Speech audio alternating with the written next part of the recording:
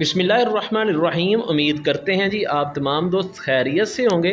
तो आज हमारे पास तर्जमतुल कुरान जमात नहम जो है उसकी सूरतुल फुरक़ान है।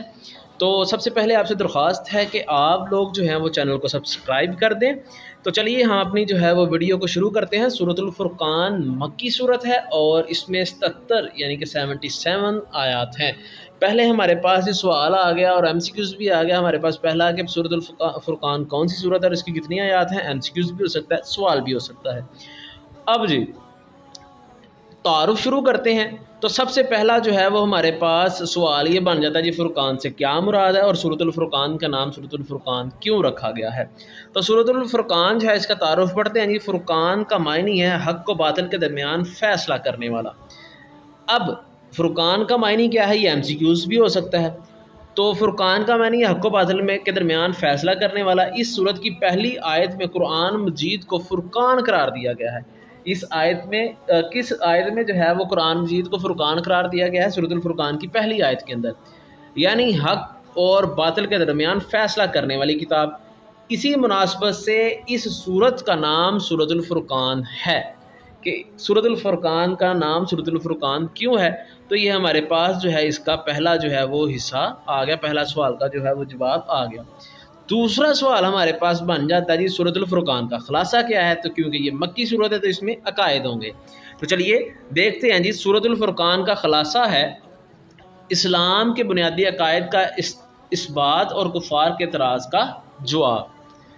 कि इसके अंदर इस्लाम के बुनियादी जो अकायद हैं उनको बयान किया गया है और कुफ़ार के जो एतराज़ात हैं उनका जवाब दिया गया है।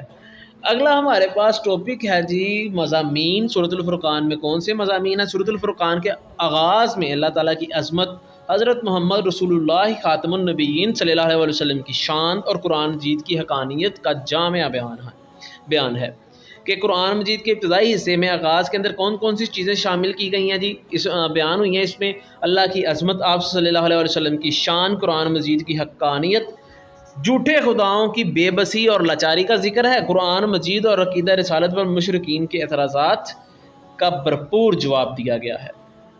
कि इब्तिदा में कौन कौन सी चीज़ें बयान हुई हैं इस सूरत के, वो लिख दी गई हैं। इस सूरत में हज़रत मोहम्मद रसूलुल्लाह ख़ातमुन नबिय्यीन सल्लल्लाहु अलैहि वसल्लम की शान में गुस्ताखी करने वाले ज़ालिमों की हसरत का बयान है।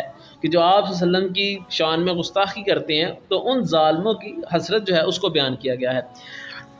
आगे जी हमारे पास अंबिया कराम अलैहिस्सलाम को जुटलाने वाली कौमों पर अल्लाह ताला के अज़ाब का जिक्र करके कुरैशी मक्का और ऐसे तमाम मुजरमों को अल्लाह ताला के अज़ाब से डराया गया है। सूरतुल फुरक़ान के आखिर में, अच्छा जी इब्तिदा में कौन सी चीज़ें बयान हुई हैं, अब आखिर में कौन सी चीज़ें बयान हुई हैं। सूरतुल फुरक़ान के आखिर में रहमान के पसंदीदा बंदों की सिफ़ात बयान की है। ये बंदे रहमान के ये बंदे रहमान के ख़ास बंदे हैं। ये ज़मीन पर आजिज़ी और वक़ार के साथ चलते हैं। कि जो अल्लाह के ख़ास बंदे हैं वो ज़मीन पर किस तरह चलते हैं, आजिज़ी और वक़ार के साथ। अगर जाहिल लोग उनसे उलझना चाहें तो ये उनके साथ नहीं उलझते। कि अल्लाह ताला ने अपने जो ख़ास बंदे हैं उनकी सिफ़ात कौन सी बयान की हैं। पहला तो ये बयान किया है कि वो ज़मीन पर आजिज़ी और वक़ार के साथ चलते हैं। दूसरा, अगर जाहिल उनसे उलझना चाहें तो वो उनके साथ उलझते नहीं। पूरी रात ख्वाब गफलत में नहीं पड़े रहते बल्कि अल्लाह ताला की इबादत से रातों को आबाद रखते हैं। ज़िंदगी के हर मामले की तरह माल खर्च करने में भी मियाना रवि से काम लेते हैं। ना तो बुखल करते हैं ना फजूल खर्ची। इंसानी जान की हुर्मत इस कदर मलहूज़े खातिर रखते हैं कि किसी को नाहक कत्ल नहीं करते, बदकारी से कोसों दूर रहते हैं, झूठ और गुनाहों की मजलिस के करीब नहीं जाते, फजूल बातों और फजूल कामों से इन्हें सरोकार नहीं, बग़ैर तहकीक के किसी काम में नहीं पड़ते और बग़ैर तस्दीक हर बात को मान नहीं लेते। कि अल्लाह ताला ने अपने पसंदीदा बंदों की कौन सी सिफ़ात जो हैं, खूबियाँ जो हैं वो सूरतुल फुरक़ान में बयान की हैं। ये बड़ा ही इंपॉर्टेंट जो है वो सवाल बन सकता है। अब ये आगे है हमारे पास इल्मी और अमली निकात सूरतुल फुरक़ान के क्या हैं।